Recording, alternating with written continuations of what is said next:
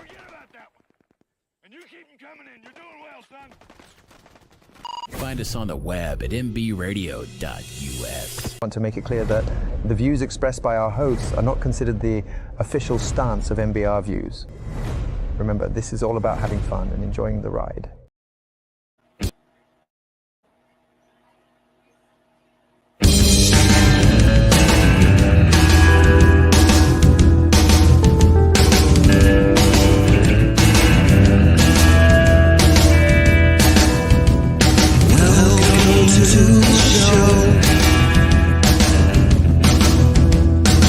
Everyone's expecting. If you know that well, you know. Do as I say, not as I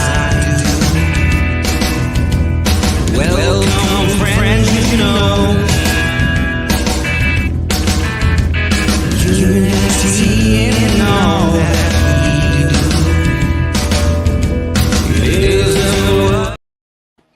Hey, welcome everybody to Drunk Dudes in a Gun Room. This is Don, and this show is brought to you by Operation Encore. They are a 501c nonprofit helping veterans transition into music careers. So go check them out at operationencore.org.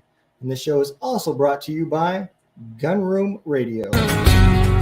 You are not alone. There are so many. It's a mortar attack. Smaller fire and RPGs. We don't. He was sitting in the shadows with a gun in his hand and a lifetime. I know he can remember when all the shows turned off at 12 a.m. Hey, I'm glad y'all joined in. I have got a show that I have been waiting to do for a while. So coming up next is Coast Guard veteran Amelia Presley. How you doing? Good. How are you? I am doing great. So why don't you give everybody a real quick overview of who you are and a little bit of your history. Okay. Well, I joined the Coast Guard back in 2010. And I came in and I wanted to be a rescue swimmer. Ended up getting injured and went MK instead, machinery technician. Okay. And so did that. I was, first station was Air Station New Orleans. And then for my A school, I was up in Yorktown, Virginia. Then got stationed at Wachapreague, Virginia. And then took a critical field down in Dauphin Island, Alabama. And then ended up at Station Pascagoula, Mississippi after they started a medical discharge. Oh wow, they kept you in the South, didn't they? So I did a little time in Georgia. That's where I retired at. So a lot of those areas I was familiar with. Okay. So let's start out with what brought you to the military? Did you come in right out of high school, or what was the plan? I was 21 and working 3 different jobs, trying to survive, and I wanted to be a singer. I wanted to put music out there, and I quickly figured out that takes investment money. And so I started looking into the military, and I looked at every single branch. And I actually took my ASVAB with the Army. And I had a GED, so that was a hang up. And also I was a single mother, so that was another hang up. And the Army was giving me the runaround. And then after I took my ASVAB, I scored decently high, and they were trying to say, well, if you come and sign today, we'll get you in. And like after I took the ASVAB, they changed their tune and they were like trying to get me to sign it really quick. And I was like, man, there's got to be, I don't know if I want to do it if they want me that bad. I don't know. Yeah. And so the Coast Guard was the only one that was like, we don't give a shit if you join or fall off a cliff. They don't. You guys are like it's like a secret society, even like at the MEPS, everybody's lined up and we're looking over and there's like a separate line of like 4 guys. We're like, what branch is that? I need to be over there. Yeah, they did not care. So I was like, man, I think I want to join this one because they must have something good going on if they don't care if I join or not. That must be the easiest job in the world, to be a Coast Guard recruiter. Hi. I'll grab this little nugget real quick. All right. He just woke up from a nap. Uh-oh. Did we wake you? Hi. Well, you're happy. He's like, what's going on? Yeah. So I joined and they got me some waivers for the GED and the being a single mother. And then my first unit was Air Station New Orleans. And back to the reason I joined. I joined because I knew I needed investment money for this for music purposes, and so my first year I started working on that, and I saved up my money and went to a studio in Nashville and got 10 songs done. Wow. For my first album. But yeah. And then sold a horse and a horse trailer to finish paying for it. Pawned some guns. That's great. Okay, I draw the line at pawning the guns. All right. I got my little collection back there. Man, I've pawned some guns and some guitars in my day to pay for music. Oh, I'm sure. There's been a lot of stories. We had Barbara Sim on here, and man, she's out there. She literally bought a van and has like wired it up, put a bed in it, put a oven in there with a generator, and she's just driving around the United States gigging. Nice. And I'm like, wow, man. I drove a truck for 6 years. I know how dangerous the roads are, and here you are just tootling along. Now she's in Alaska. She's got done driving all the way up to Alaska. Dang, that's cool. Yeah. She's getting life experiences and getting her music out there and finding herself. So I think it's great, Yeah. So you joined the Coast Guard and it's about music. So I'm going to say that you were playing music while you were in too, right? Yeah. Hanging out with people and getting the old guitar going. And I didn't play guitar when I first joined. That's something I learned a couple of years in. Everybody says that.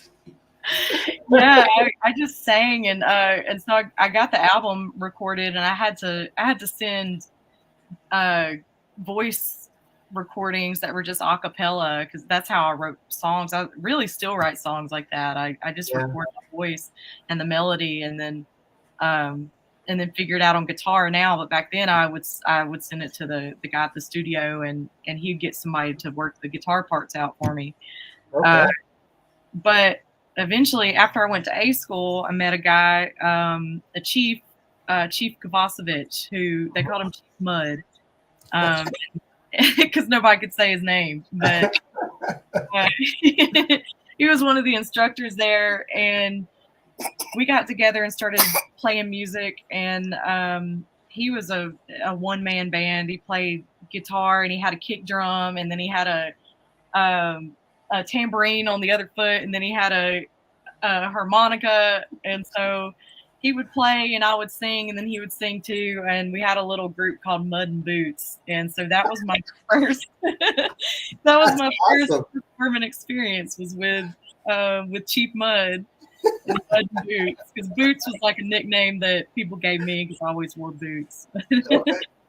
Yeah, no, that is awesome. You know, there's a guy on our radio station that if you listen to him sing, you would never know what he did. You'd never guess what he did in the military. But yeah, I picture him doing that same thing. That guy that's got like drums tied to him, and he's playing harmonica, and he's got tamarines strapped to him, because his music is just like that. It's like something you'd see out in the street, you know.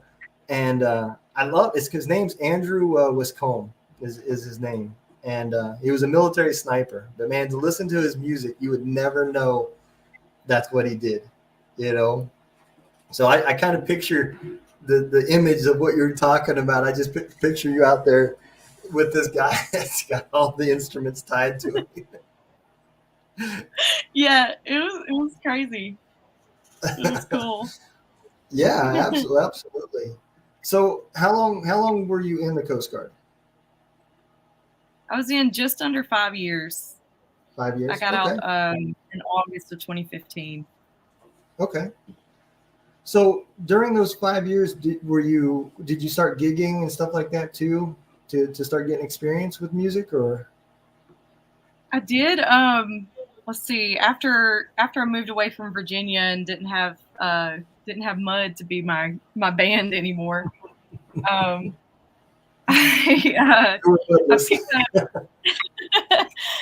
picked up a one of my shipmates. She was my fireman in Dauphin Island, and she had a guitar, and so I picked up her guitar and started messing with it. And then I took my tax returns into Guitar Center one year, and I bought an amp and a guitar and mic stand and all that stuff. And I was like, okay, I'm committed. I've got to learn it. And so I taught myself all the necessary chords, and then I started booking shows, and then I did a tour with Ronnie McDowell. He was popular, I think, in the 80s. Yeah, that name sounds very familiar. He sang a song called "Older Women Make Beautiful Lovers." Yep. I was in the back of the station wagon about, I don't know, 10 years old, 11 years old, when my parents was blaring that on the whole 8-track. Yeah, that was my first tour, was touring with him, opening up for him. Awesome. That was, I laughed, but that is a good song. I actually like that song. That's really good. Yeah, he's a super, super cool guy. He's still out there doing it, man. Is he really? Yeah. Oh yeah. Wow. He's on the road constantly. Yeah. As soon as you said the song, I instantly knew who you were talking about. Yeah. As my mom would say, that's real country. Yeah, for sure. She likes that old stuff, that's for sure. So when you started gigging and getting out there, man, what was the shows like for your first time? Was you nervous, or have you been wanting this for so long you were like, let's do it? I was definitely nervous, but I drank a lot more back then, so that helped. Amen. I got a little 4 roses tonight, so. I haven't drank in 2 years at this point, so okay. Right now I'm having to learn how to perform again without drinking, and I bet that's different.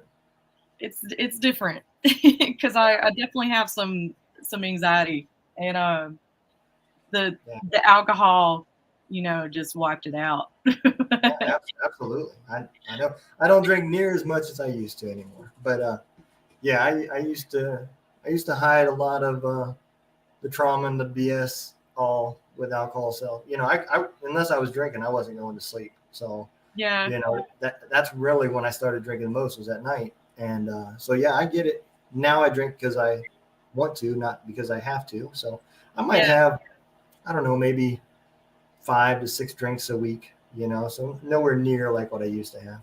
Yeah, that's the difference, you know, like it got to a point in my life where I was like, man, this is not serving me anymore. It's at that point it was definitely a crutch to get rid of the anxiety. And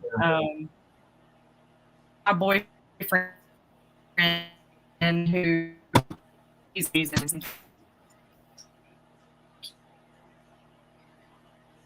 oh, sorry, lost the connection for a minute.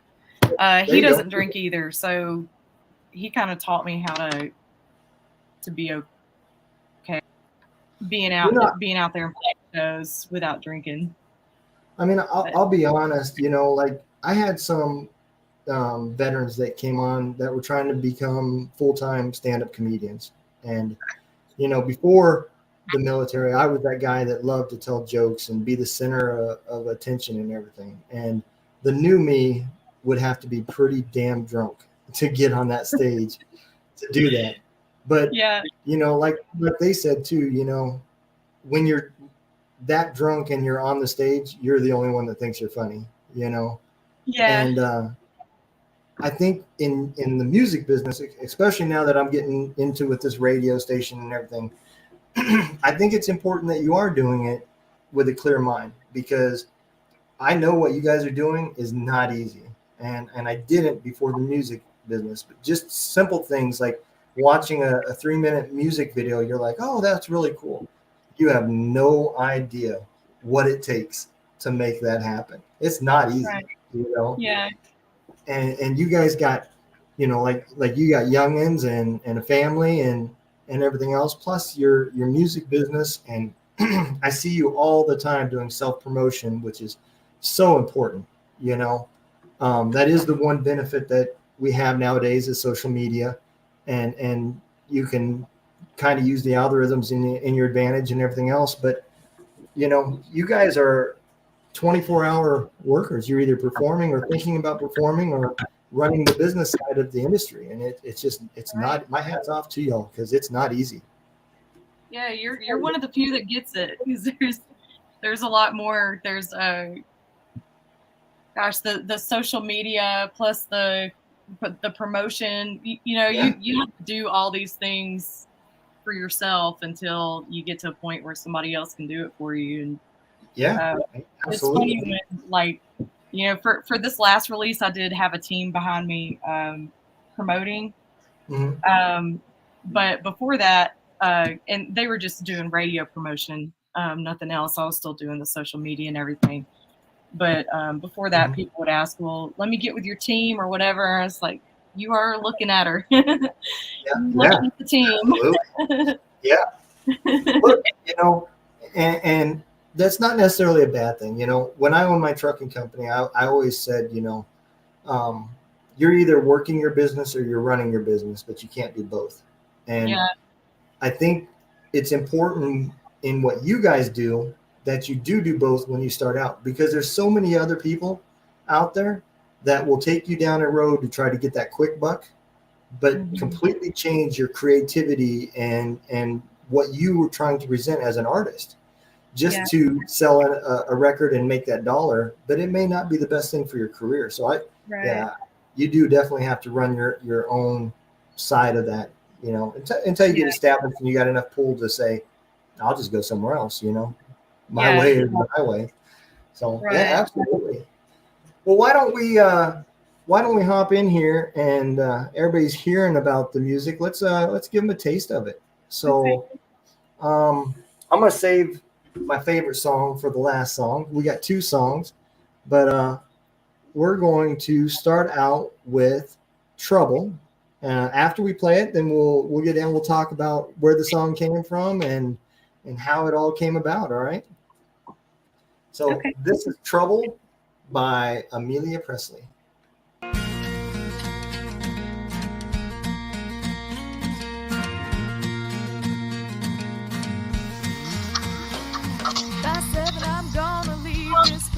Gonna hit the interstate, and if I don't come back, then I don't.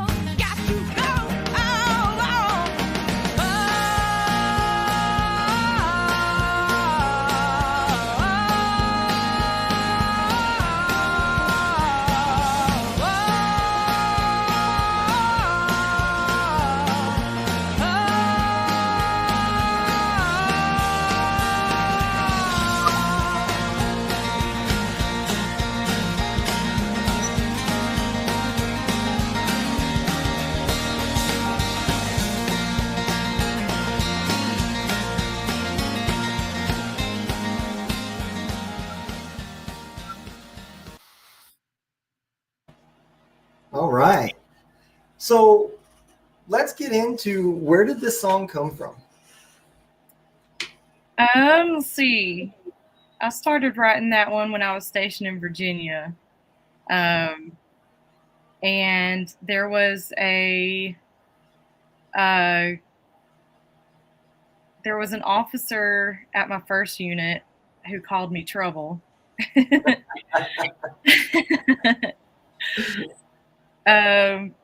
So I kind of got the idea from him. And the song's just kind of about, especially at that time in my life, I was very much a gypsy, and I was just, going wherever, wherever the military sent me, and I was okay with that. And, relationships, I broke a lot of hearts because I was just, all over the place. I was young. Yep, I can relate. So, young and in the military, so just all over the place, just a completely different breed of person. Yeah. I think everybody in the military is kind of in that. It's like you're in a, man, I don't know. I don't know how to even explain it, but you're kind of just wild. Yeah, it is. It's like college as a job. That's really the way best way to explain it, because I know exactly what you're talking about, because I had a wife and kids and everything, and I was still thinking about me. I want to go drink, let's go to the clubs. But now I've got youngins and everything else, and it's like that spontaneous young guy that's still trying to be that guy. And every time it came time to re-enlist, I was like, screw this, I'm getting out, hell with it, I'm done. And then reality would kick in. I'd be like, oh yeah, I got wife and kids and bills. So okay, I'll go ahead and re-enlist. And I did that for 20 years. So, and now I got a wife and grandkids. So not much has changed other I'm too old to party now. So but no, I do. I get it. And as I became a leader in the military, I seen it repeat. That's probably the one thing in all the branches is consistent, is the younger enlisted, and I don't care what anybody says, those lieutenants and the younger officers are out there doing the same thing. Yeah. Yeah, for sure. Yeah, absolutely. I get it. I partied with them. I know. Yeah, absolutely. I have to. Korea, once the uniform comes off, they forget about the rank. So Korea, everybody's like, what's Korea like? I said, I don't know. I remember getting there and I remember leaving. Everything in the is kind of blurry. So, yeah, I get it. I do. So I do want to ask you, because I know on the radio station, there's a few songs that you are with the Highway Sisters. Mm-hmm. Tell us a little bit about them and how that connection came and where their music came from. Okay, so I put you on the spot. I'd moved back home to Mississippi. By that point, I'd gotten out of the Coast Guard. I had my daughter. This was in 2016. And there was a band, this guy that was putting together a band called the Highway Women. And he brought just 4 women together, and he made us, asked us to move to Texas, and wanted us to live in this house together. And it was like he just wanted to play record executive. It was stupid. It was so dumb, but we were getting paid a salary. He had a ton of money. But after a while we were like, okay, this is dumb. We're not, like, we're getting paid a salary and we're not really doing anything. We recorded a couple of songs, and then he lied about having shows booked for us. That wasn't the truth. And so this wasn't Waco, Texas, was it? It was Dallas. Okay. Are you thinking of a cult? Because Yeah, it's starting to sound really, really suspicious. it was it was pretty suspicious. It was a weird situation. Like, I mean, we were going around on this big ass tour bus and nobody knew who the hell we were. It was stupid. He was paying to put on smoke and mirrors and play record exec. And so one of the women, Sarah Spicer, she had a better thing going on in Nashville, so she went back to Nashville, and then KK Bodiford and I decided to form Highway Sisters. So we all just separated from Highway Women, and my former manager actually took that on, and it's still crap because she's a scam artist. But Jen knows about her because she had a run in with her. She scams veterans for one. She has a charity that's not actually a charity and makes money off of it. But yeah, so she took over that band for a little while, but Highway Sisters formed, and then we were playing shows just nonstop. It really got pretty big pretty fast, and we played the Grand Ole Opry. Wow. We played as a duo, and then I played solo, and we toured in California, Pennsylvania, Oklahoma, Texas. Anywhere they would take us, we would go, and it was a lot of fun. And then COVID hit, and kind of everything just got stopped. So that was when I really started picking up doing more solo things, because it was KK ended up having a high-risk pregnancy, and she didn't need to be out in front of crowds and stuff. So so I started doing more solo stuff then. And we still do Highway Sisters gigs every now and then now, but mostly I'm doing solo shows. I didn't know how the connection was, so I didn't load one of their songs. But there's a song that you guys sing that I absolutely love. It's called Papa. And yeah, it's a great song. I was thinking, I was like, should I upload this? But I didn't know the connection, so I thought, well, this is more about her, so we'll go over the songs. But yeah, I love that song. That's KK wrote that song, and it's just it's such a good one. Yeah. I love it too. I play it quite a bit when I'm DJing and stuff. All of us. There's three of us that are doing the DJing right now, and you can kind of tell our tastes when you listen to each other's show, because we kind of all have our favorites. I get a lot of for the country. You and JB Brown are about as country as I go, and then I got Shannon Book and Malachias and Souls Warm. Then, so I'm more on the rock side. And then I always give Brian shit. He's in the stream right now, but I always tell him, I said, you should just change yours to the Derek Stoner show, because he plays a lot of Derek Stoner.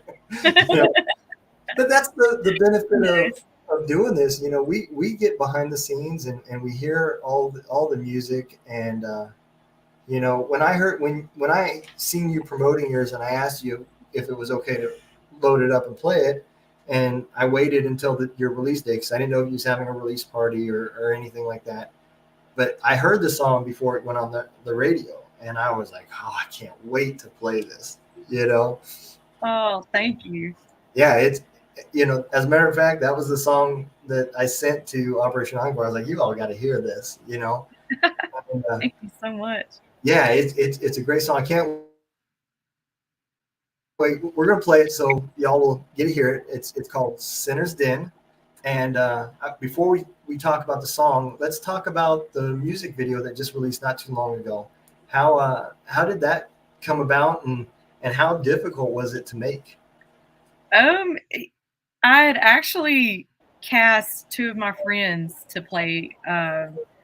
Taylor Long is a musician, and then his wife, who does photography, Darian Long. So they're both just good looking people, and they're two of my best friends. And so I was like, man, they would be perfect for this sexy video.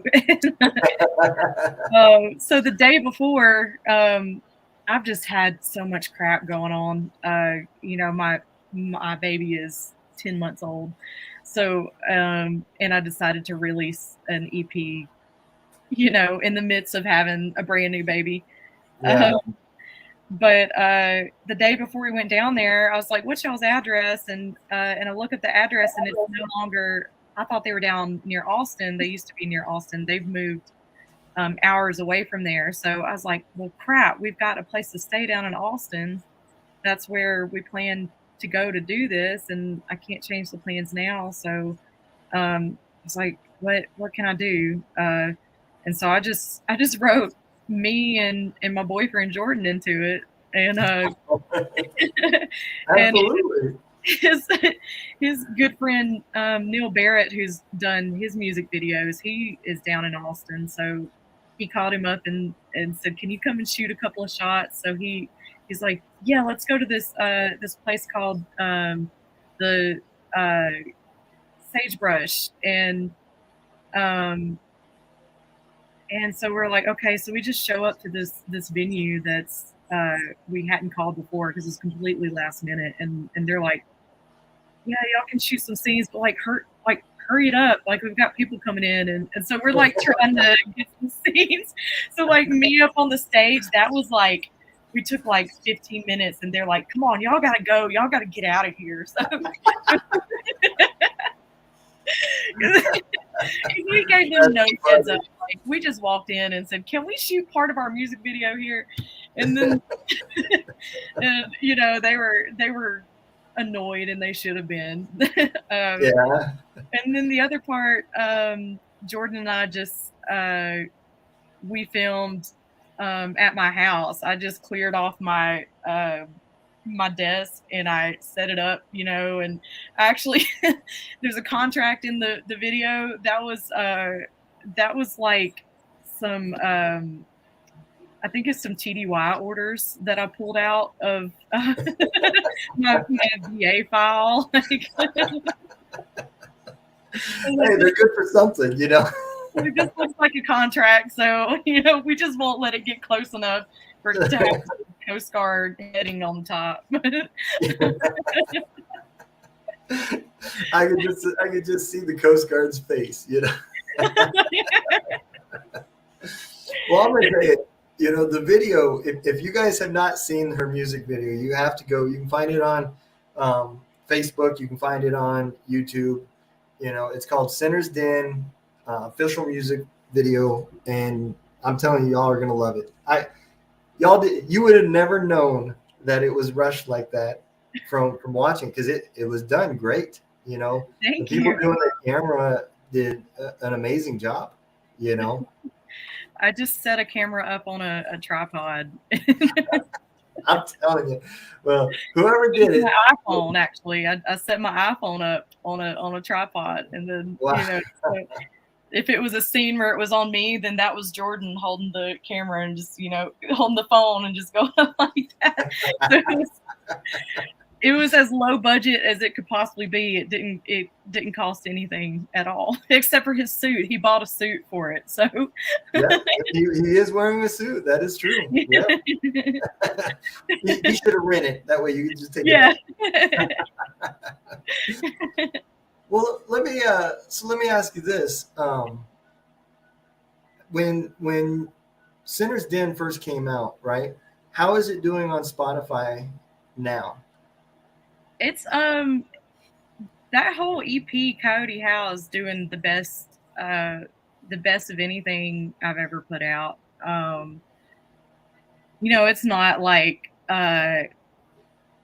it's not crazy numbers, but it's good for me. It's good for it's progressing, and I kind of have more of a business plan now for what I'm going to release.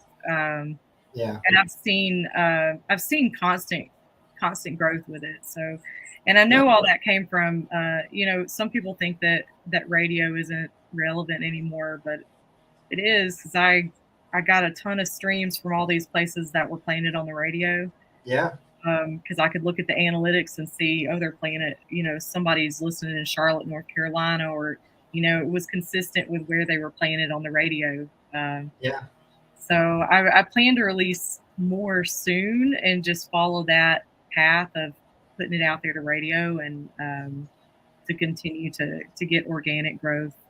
Yeah, I remember the video you did, and at the time it was like 27 radio stations or something like that you were saying in your video, and I was like, yeah, wow, holy cow, man, people are grabbing that song, and that is great. And now it's 70. Grab every veteran song and just start playing them, because Sinner's Den deserves to be on every radio station, and there's a lot of veterans out there that deserve to be on every radio station. I appreciate it. I think that is amazing that you've had that luck, and I think it comes from you being from all the way before the Coast Guard, wanting to do this, and as you're going through the stages, you're maturing, and now you're thinking business wise along with artistic wise, and you combine those two things, and big things happen. Yeah, and investing. You have to invest.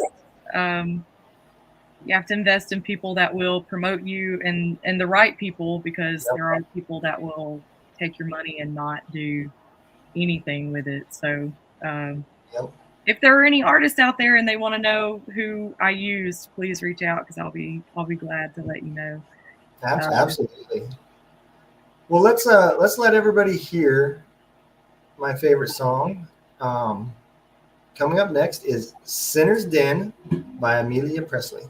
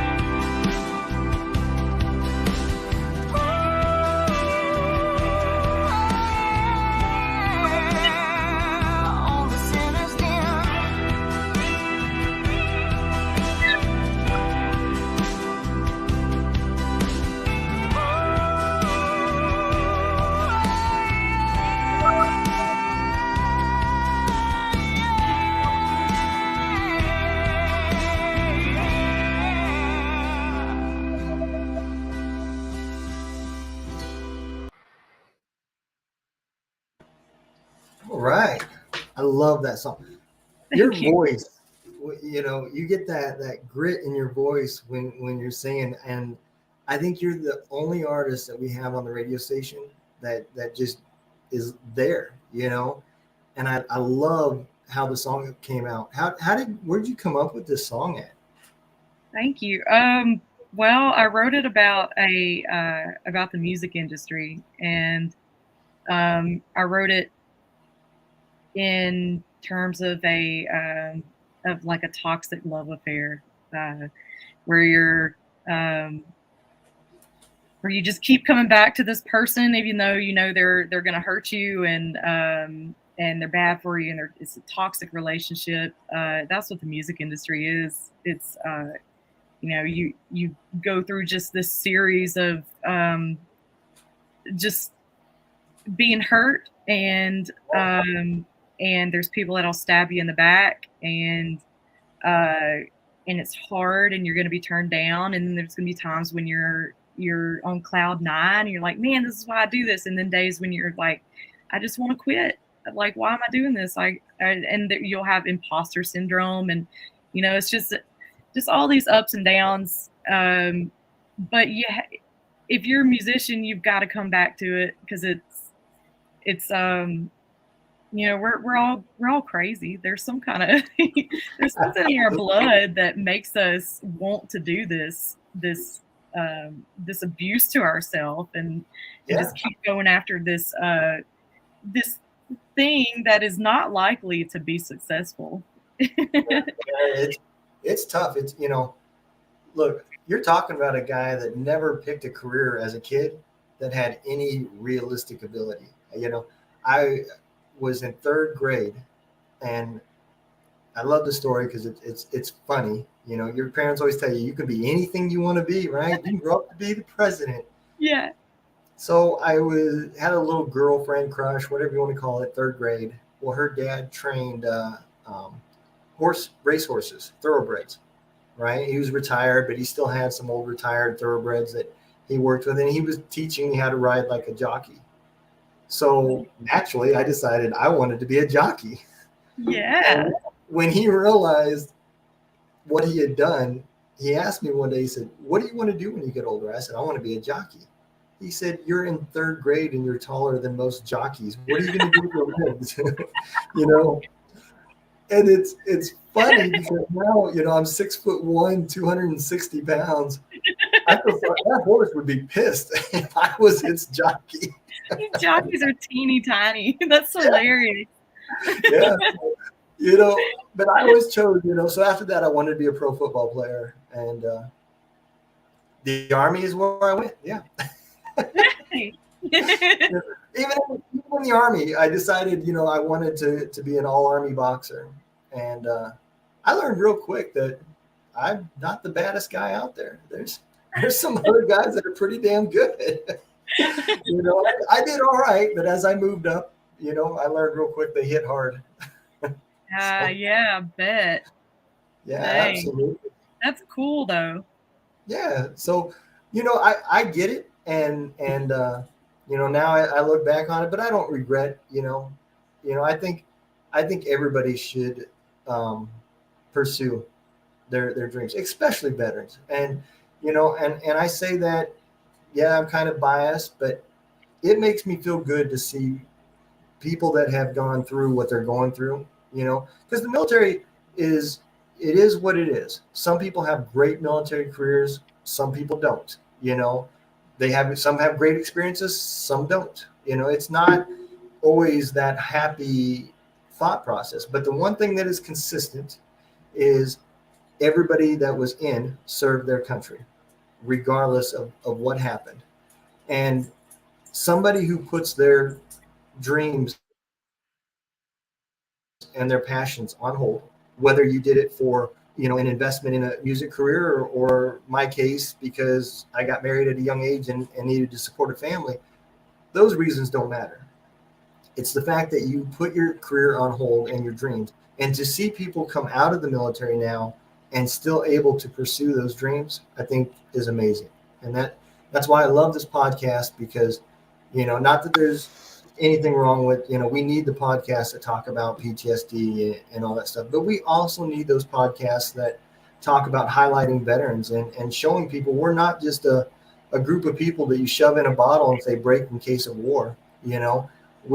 We have dreams and aspirations above the military too, whether that's to be a politician, a doctor, a lawyer, a songwriter, or a fake DJ like myself. At the end of the day, we all have lives too, just no different than anybody else. And there's that stigma that thinks, well, you're just a military guy. That's what you need to be, And I love seeing the success that's going on, and especially you could tell the people on our show, there's some that are just out like yourself out there every day. They wake up. It's about how to improve my business, my art, my career.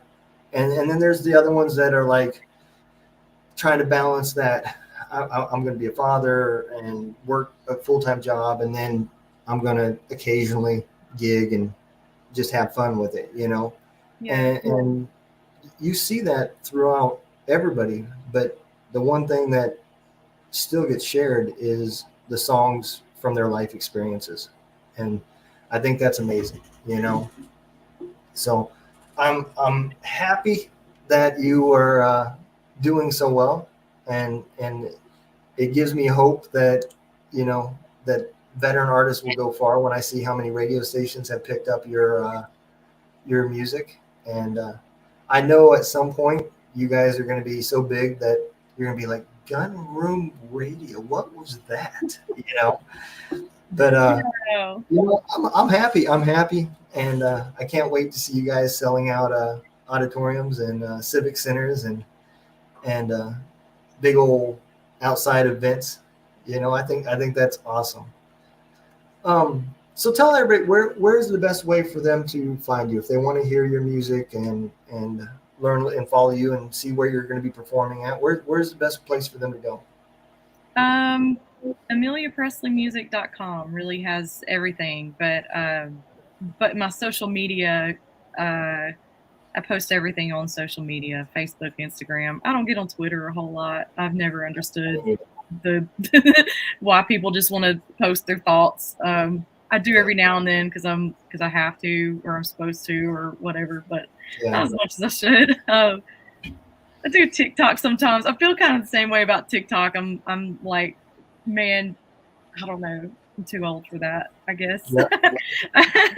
I'm trying to find value in it, but it's it's so dumb to me. I tried the kids. I tried the TikTok thing. I kept getting suspended. So, every time they seen the guns in the background, it was like, have a nice day. Yeah. So. Yeah. Whatever. Social media. That's where. Spotify, just wherever you listen to music. If you just Google my name, should be pretty easy to find. I think it's just I'm the only Amelia Presley that's doing music. So for now. Absolutely. Amelia Presley music accounts out there. Everybody's going to be acting like Amelia Presley. A bunch of clone accounts. We do have one artist that has Sugar Rose. I don't know if you know who she is, but she don't even use Spotify no more because somebody took her profile, created with her picture and everything else, and then posted their music underneath it, mixed in with her music. And she's like appealed it several times, and they're just like, no, have a nice day. So she's on another site. I don't remember which it is. But if you go to Spotify and you look up Sugar Rose, that's not her music. Oh my gosh. That's frustrating. Yeah. Golly. I've got a blue check mark now. So I'm the account that has a blue check mark on Instagram and Facebook. So, but there were a ton that I don't know what they thought they were getting out of making fake Amelia Presley accounts, but people would send me the screenshots of the chats and they were just hilarious. Like somebody saying, in broken English that they'll give them, well, I'll give you tickets to my show and blah. Like, most of my shows are free. If somebody's trying to give you tickets to my show or get you to buy tickets to my show, most of my shows are free, so it's probably a scam. So what you're saying is, if somebody comes to your show with a ticket, it means they got pulled over on the way, because Yeah, what they need. they were speeding. And I don't blame them. They don't want to miss it. That's important. Well, Miss Amelia, I appreciate you coming on, and I can't wait to watch and see how you grow as an artist, because you and Gen Ford are just killing it out there. You guys are. So I'm so proud of you guys, and Blowing up. I love to see it. Yeah, I both of you guys are, and I love the fact that I get on social media, and I promise you, while I'm scrolling, I'm going to see either you or Gen Ford or both, because you guys are on there so much doing the self-promotion, and it just makes me happy to see, because I know when you see somebody doing that, how much they really want it. So that is awesome. I'm going to go ahead and close out and throw our little exit video up. If you don't mind holding on, I got a few things I want to talk to you about once we go offline, all right? Okay. All right. Well, I appreciate everybody coming, and I hope you guys enjoyed the show. Make sure you go to YouTube and Facebook. Watch her music video. It is an amazing video. I promise you will like it. If not, she'll give you your money back. Even though it's free. So, y'all, yep, absolutely. So y'all enjoy it. Take care. Be safe. I can't wait to see y'all next Wednesday.